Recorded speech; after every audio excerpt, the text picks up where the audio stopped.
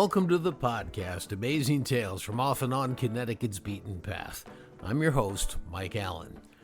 When this country finally started to turn against slavery and say it was bad, it was a slow and tortuous battle in many ways, and Connecticut was not immune from that. There was one particularly disturbing chapter that took place in eastern Connecticut at an all-white girls' prep school in Canterbury, run by a woman named Prudence Crandall. The ugliness began when Prudence started to admit black females. Well, here to tell us this story is Joan DiMartino. She's the curator and site superintendent at the Prudence Crandall Museum in Canterbury, where that school was located. And as you'll hear, this story was monumental in several ways, not only from the ugly violence, but also to the fact that it impacted several key cases at the U.S. Supreme Court level. Joan will be along in just a moment with this rather gripping and disturbing at times story. This week's trivia question, it's called the Valley Forge of Connecticut, Reading's Putnam Park. It's where Revolutionary War soldiers camped back in the 1770s. Well, how many other campsites in Reading were there that winter besides Putnam Park? We'll stick around after the main program for the answer, because then you'll know the topic for next week's show. Amazing Tales from Off and On Connecticut's Beaten Path is brought to you by our sponsor, Yale New Haven Health. Yale New Haven Hospital was the very first hospital in Connecticut. They opened their doors 200 years ago and later introduced the entire country to the use of penicillin and chemotherapy. Today, some of the brightest minds in medicine choose to work there, and it's the primary teaching hospital for the prestigious Yale School of Medicine. For more information, log on to ynhhs.org. That's ynhhs.org. Prudence Crandall wasn't born in Connecticut, and she didn't die here either. But she is Connecticut's state heroine, mainly because of what she did while she lived here, and how her memory has pushed others to similar activities. Well, today's episode involves two families, one white and one black, in eastern Connecticut, and more specifically, two females in those families. Now, the first family, the white family, is the Crandall family. That's Prudence's family. They lived in Rhode Island. They were early converts to the Quaker religion. Now, the Quaker faith says that the divine light of God exists in every human, whether they're black, white, male, female, and therefore all humans are created equal. Now, as such, they were strictly against slavery, and their religion at those days put them at odds with other faiths that tolerated slavery, which was legal in Connecticut until 1848. And Crandall's had 4 children. The second born was Prudence. She was born in 1803 when slavery was still legal. The fourth child was Hannah, who would come to work for Prudence in the later part of this story. Well, the family moved from Rhode Island to the scenic eastern Connecticut farming community of Canterbury when Prudence was a child.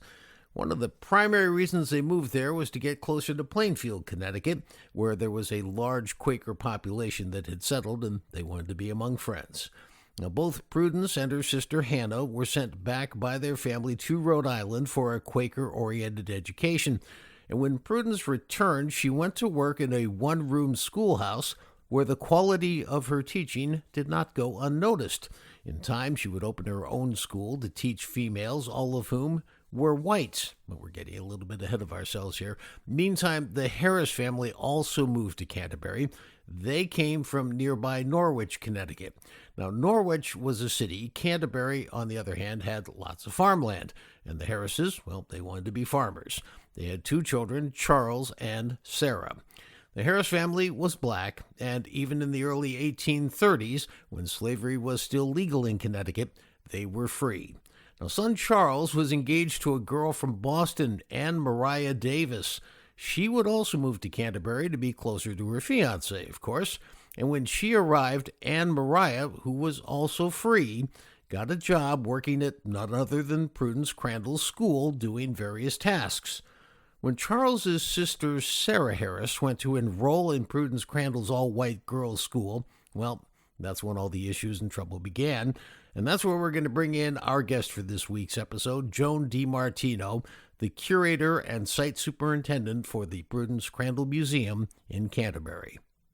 Joan, let's start this off getting a little background on Prudence Crandall herself.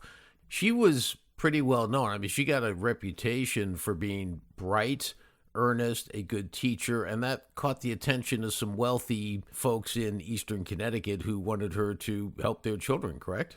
Yeah, she started getting a reputation as being a very good teacher and an educator, and she was known, by the leading town citizens here in Canterbury. They knew her family, her reputation, and female education at this time is a burgeoning idea.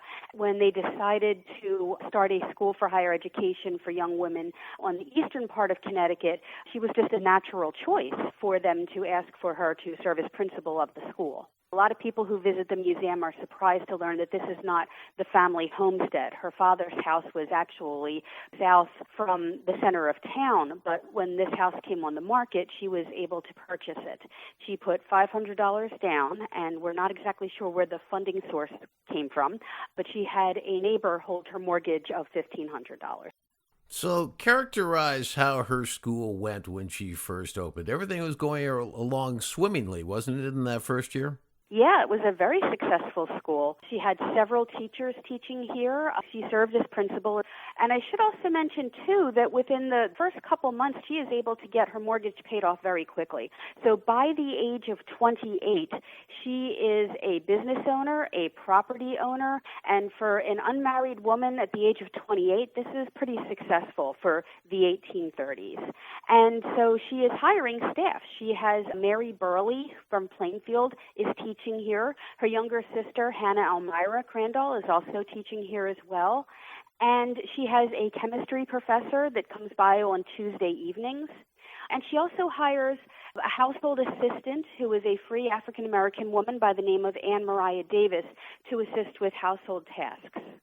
Now, this is all in, as you said, the early 1830s. So I think 1831 is when it opened. And ironically, that's the same year that a newsletter started being published by a guy named William Lloyd Garrison, who absolutely, it was called The Liberator, and he absolutely was against slavery.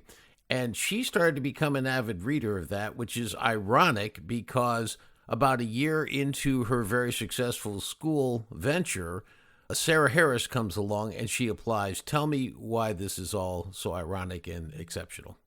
So Anne Mariah Davis was actually that connection between Crandall and the Liberator. She is engaged to Charles Harris, and the Harris family are early civil rights activists. They are very involved in abolition, and so if you want to have a subscription, you send your subscription information to them. They deliver your paper to you when it arrives. So Anne Mariah Davis starts bringing copies of the Liberator to Prudence Crandall, which was a very courageous thing to do because this was a very controversial newspaper during the time that Garrison is publishing it. And at this time, Garrison's also publishing the writings of another Connecticut native from Hartford, although she is now living in Boston, named Mariah Stewart, who is writing about the lack of higher education opportunities for black and brown women.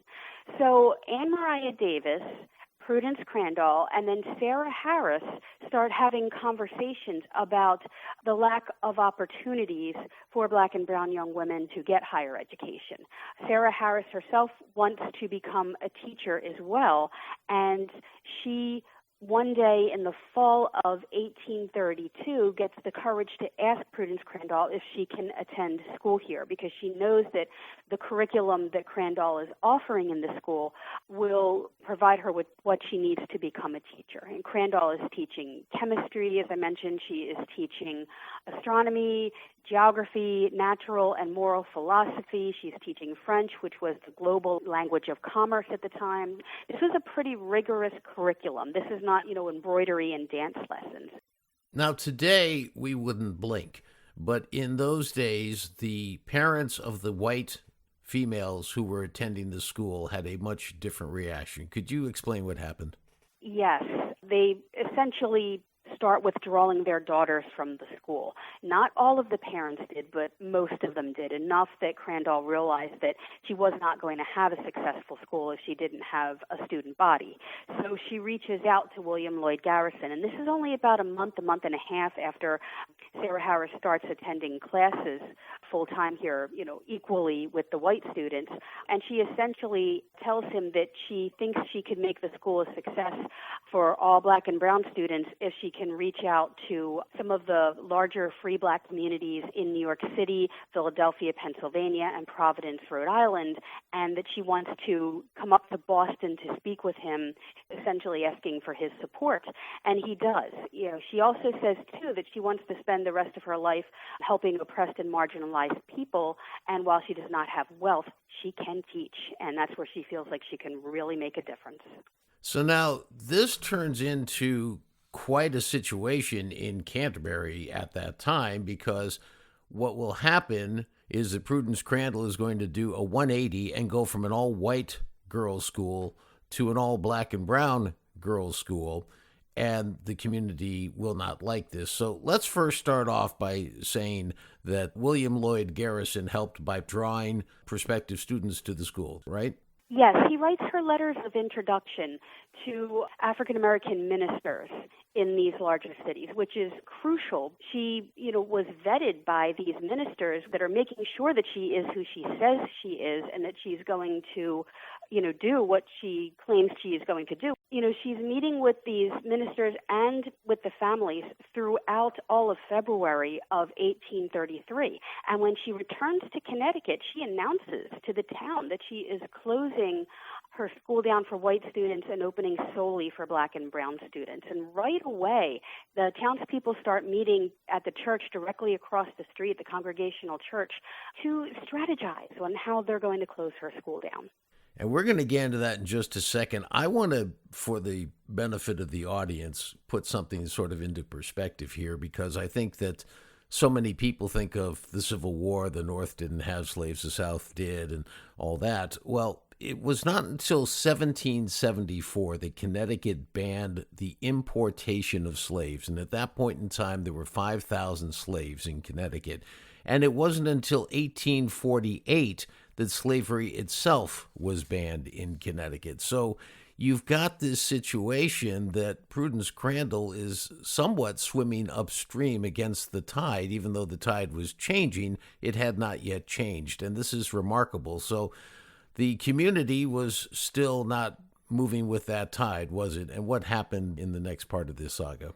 You're absolutely right about, the 1784 when Connecticut implements gradual emancipation. And if you look at the state census for 1830, there are 25 enslaved African Americans still listed on the census. So as Crandall is running her school for black and brown young women, there are still enslaved African Americans in the state of Connecticut.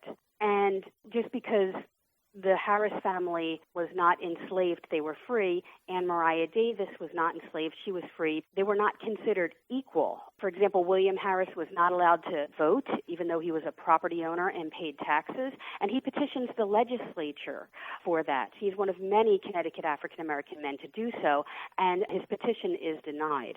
So there's very much a system here that is denying both justice and opportunity to black and brown people throughout Connecticut at the time that Crandall is running her school. The first student to arrive from out of state is Anne Eliza Hammond. She's a 16-year-old young woman, African-American from Providence, Rhode Island. And she is threatened with fines and a public whipping if she is not out of town within 2 weeks' time after arrival. And, the abolitionist movement, through the work of William Lloyd Garrison, they are throwing their full support behind this school. And so Arthur Tappan, who is a wealthy white abolitionist from New York City, and Samuel May, who becomes the school's staunchest supporter, right away they fundraise and put a bond down saying that none of the students who attend this school in Canterbury are going to be a burden on the town. So when that option to close the school doesn't come to fruition for the town, that is when Andrew Judson, who originally was a big supporter of the school, who does not support, Crandall either integrating her school or teaching black and brown young women solely, he works toward shutting the school down by getting past what becomes known as Connecticut's Black Law. Now, Andrew Judson was the state attorney for Windham County. He was also serving in the state Senate at this time. So he's very professionally and politically networked, and he uses all of those networks to eventually close the school down. But the Black Law says that it is illegal for African Americans to enter the state of Connecticut for the purpose of receiving an education without prior town approval. So it's designed to close down her school. And it passes in May of 1833. The town actually has a celebration across the street from the school on the town green. They're ringing the church bells, they're firing off cannons, and this is directly across the street from the school where at least 13 students by this point from out of state are already learning. They have this unfortunate celebration on the town green. They're blowing off cannons, and as you say, Prudence Crandall, her staff, and 13 students are having to watch this and endure this. But she doesn't give up. She doesn't close her school, as the law now had suggested. And what happens? She gets arrested. Yes. She doesn't give up. The teachers do not give up, and the students do not give up. They continue to arrive throughout the summer of 1833. And on June 27th of 1833, both Prudence Crandall and her sister, Hannah Elmira, are arrested for breaking the Black Law.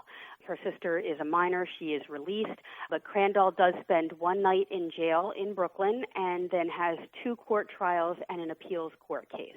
There's a clause in the Black Law that a lot of people are not aware of that says that if some such school happens to exist, that the students would have to testify on behalf of the prosecution. So there is actually a writ of subpoena in the State Library and Archives in Hartford written out to 4 students that is requiring them to show up in court and testify against their teacher. And one after another, these students do. They're between the ages of 15 and 20 in a hostile court environment. And when they're called to the witness stand, they plead their Fifth Amendment and say, I'm not going to incriminate myself. I am not going to answer any of your questions. So her first trial ends up in a divided jury. She has a second trial where there is a conviction, and then, of course, her defense immediately appeals. And the goal of the abolitionists at this point is to try to get this case to the federal Supreme Court, because during this time, African Americans in Connecticut and even throughout the North, even if they were born free, they were not considered citizens of the United States or of the states that they lived in. And that's a crucial component to her court case. So where was this court case or these court cases held? Were these in Hartford? Were they closer to Canterbury? They were closer to Canterbury because the county seat for Windham County at this time was Brooklyn, Connecticut. So, of course, being state attorney of Windham County, it's her neighbor who lived literally right across the street, across Route 14 in Canterbury from Crandall School. Andrew Judson served as her prosecutor. So now she gets convicted and she appeals. And what happens?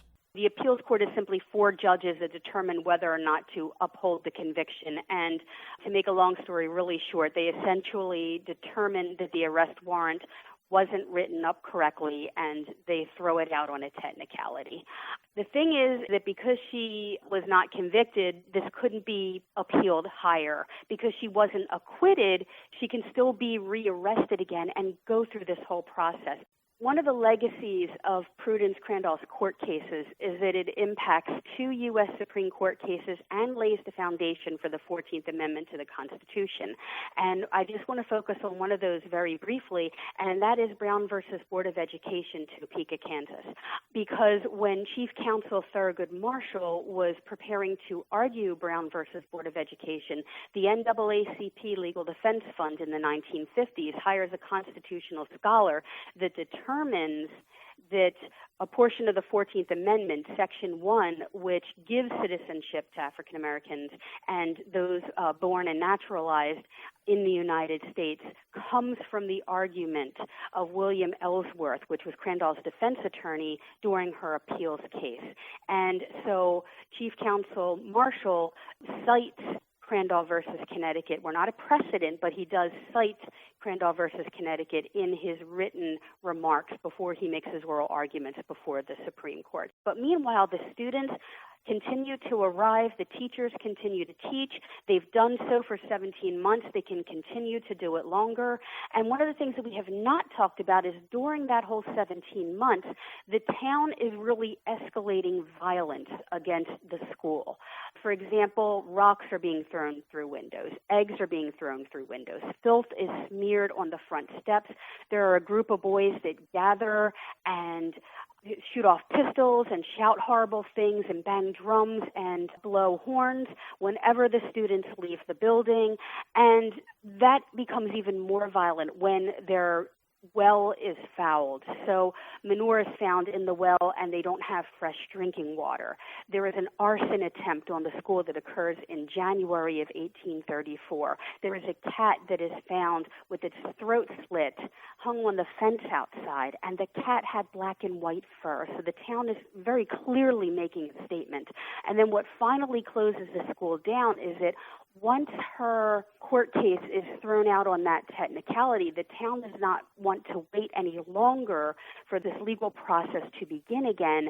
So on the night of September 9th of 1834, a mob of men armed with iron bars and clubs attack the school. They break almost all of the windows. At least 90 panes of glass have been described in some of the primary sources.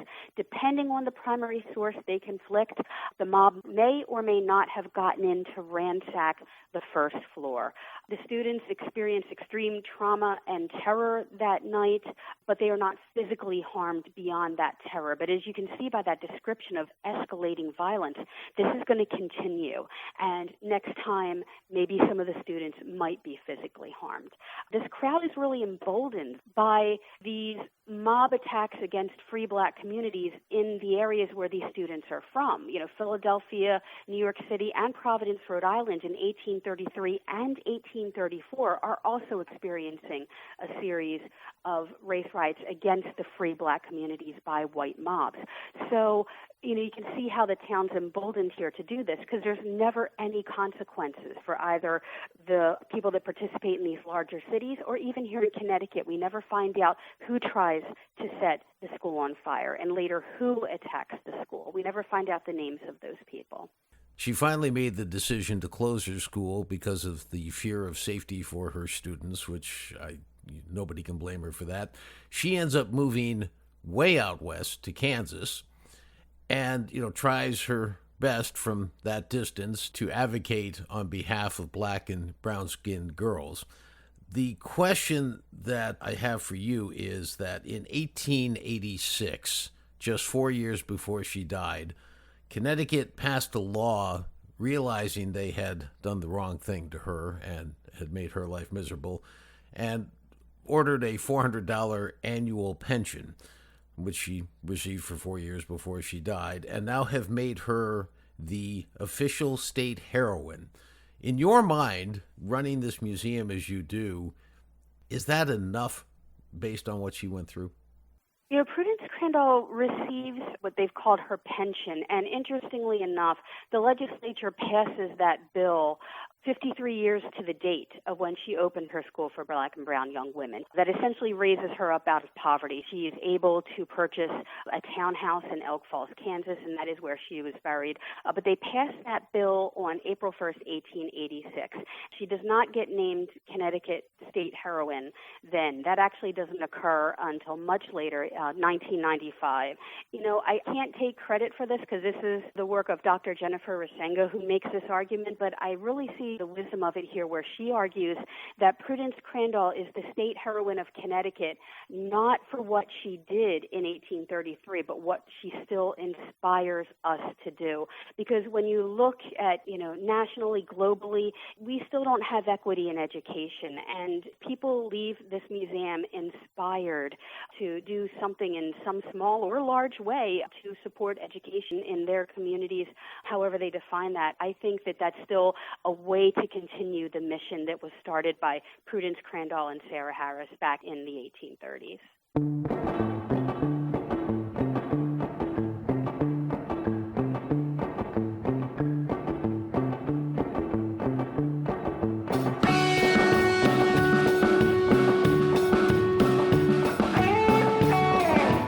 That wraps up this episode of Amazing Tales from Off and On Connecticut's Beaten Path. I want to thank our guest for today's program, Joan DiMartino, Curator and Site Superintendent for the Prudence Crandall Museum in Canterbury. She's going to be back at a future date to share with us the incredible accomplishments of Prudence's black students, including Sarah Harris. The answer to this week's trivia question, the question was, it's called the Valley Forge of Connecticut, Reading's Putnam Park, where Revolutionary War soldiers camped back in the 1770s. The question was, how many other campsites in Reading were there that winter besides Putnam Park? And the answer is 2. Next week on Amazing Tales CT, we're going to speak with a woman who's heading the archaeological exploration at one of the other 2 sites, and she's going to share with us what they've found so far. Amazing Tales from Off and On Connecticut's Beaten Path is a production of True North Associates, LLC. This is Mike Allen. Be safe and please stay healthy.